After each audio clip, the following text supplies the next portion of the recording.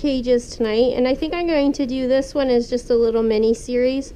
Just talk while I clean one cage and share that with you, rather than make a video an hour long for this one. So our topic is going to be about Seymour. I have a little update about him. So as you know or may not know, Seymour, starting the end of last year, I guess it was more like the fall of last year, he had this weird scab on his nose. Started off pretty hidden behind his fur and slowly kind of showed its ugly face. So we went to the vet and we tried a bunch of different treatments to see if we could get rid of it.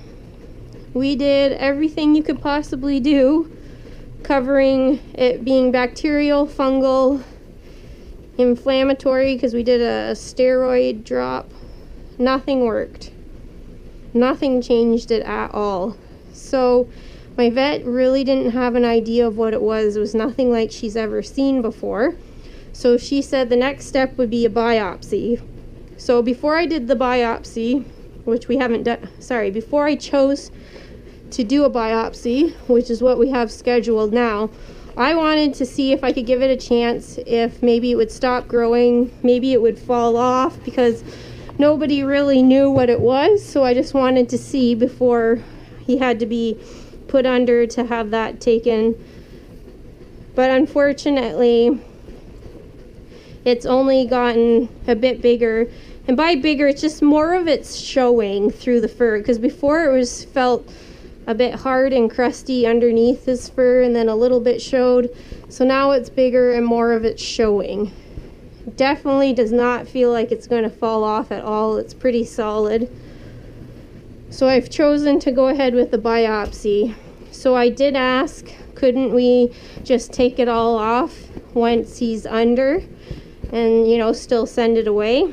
So my vet, after speaking with me, essentially said it's all going to depend on what it looks like once she gets a good look at it and starts to take a piece off for the biopsy. There's a lot of factors, so roughly she has no idea, right, until she gets in there, how it's attached to his skin, how big it really is under the fur, whether it would be reasonable to take it all off because maybe she doesn't have enough skin to close it. So it's kind of left open-ended, where if she goes in there and feels comfortable and thinks it can be removed all at once, she will.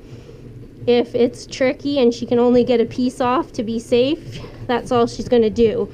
Because she said until she knows what it is, you know, that could factor into what her game plan is for whether it can all be or should all be taken off, and what the treatment after for healing would be.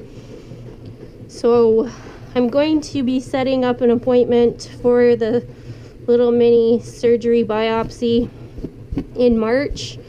It's going to be a bit pricey, so I'm just going to have it about a month and a bit away to save up some money for it. And it's not like a huge crisis. It's not like it's growing huge every day. It's not like it's bleeding or infected or bothering him. So we have a little bit of time to spare, because as I said, I already gave it time to see if it would go away naturally, and it definitely hasn't. So the things that they could find would be, you know, like the worst case scenario is definitely that it's going to be cancer. So then I don't know how that goes. So I guess that's obviously something, if we found that, we'd have to discuss. Because I have no idea if removing that all would take care of it if it was cancer. Because who knows how deep it goes.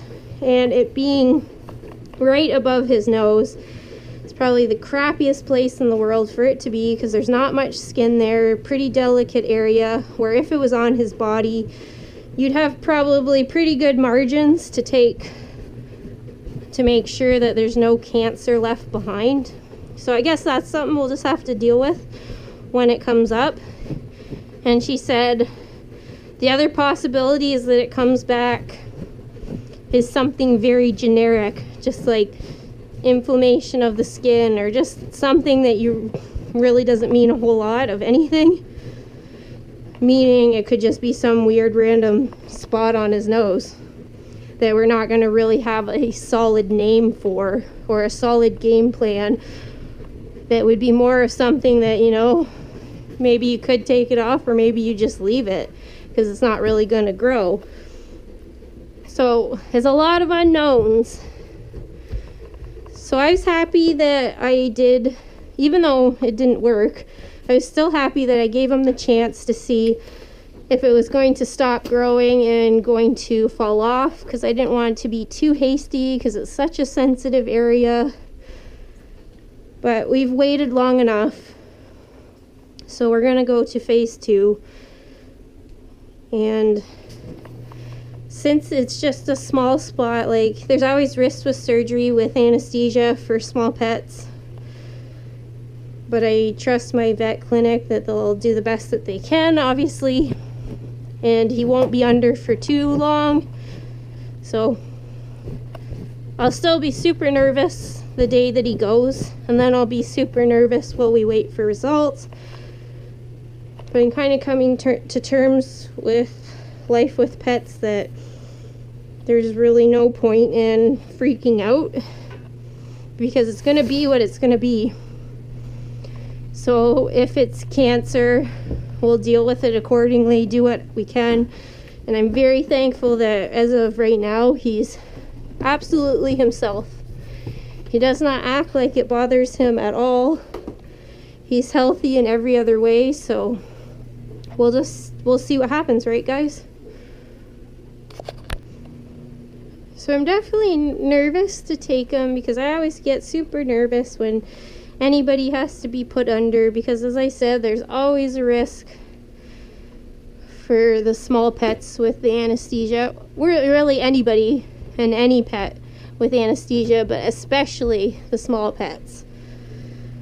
But my vet clinic's a great place, so he'll be in the best hands.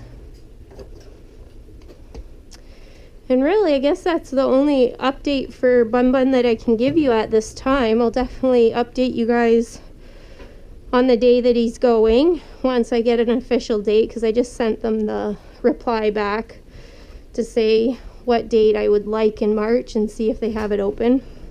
I really like that I can email my vet clinic and then they get back to you super quick, or if it's something that's like not super quick, like that you don't need a super quick reply, like they get back to you still in a very timely manner. And it's just nice that you don't have to bother anybody on the phone, and that I know my vet will give me a shout back when she's free.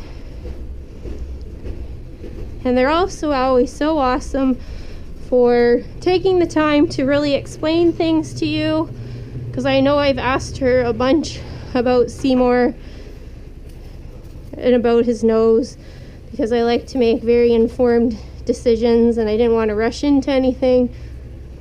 And they're always so patient with you and talk about stuff. So yeah, Bun Bun did get his neuter done back when I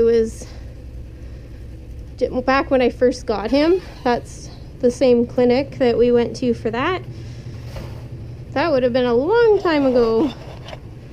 He's 6 years old now, and he was a year and a half when he went for his neuter. So he's definitely a lot tamer to handle for if he needs medications after his surgery. And it'll be a lot easier to tell how he's doing since I know him. He did really well for his neuter surgery. Like, he had no hiccups. But oh my goodness, I had to have my mom or dad come over to grab him for me to give him his meds. Because back then when I first got him, one of the first things I did was send him for his neuter, because he had terrible cage aggression. Super crazy. And then trying to pick him up back in those days, I was so scared that he was going to bite me. He would lunge, grunt, snort. He was a wild beast, man. And I was really nervous because I hadn't handled bunnies really before. So mom or dad would come over to grab him and then help me give him his meds, where now I definitely will be able to handle him on my own. So that's Nanaimo and Raisin that we just cleaned out. And I did change their cage a little bit. So now they have a whole back wall that's kind of covered. These girls are super, super nervous at times, so I thought a little bit more of a hide area they would enjoy, and it seems to work out well. So anyway, guys, I'll keep you updated about Seymour, and let me know what you think about this one cage, one topic type of cage cleanings. Bye, guys.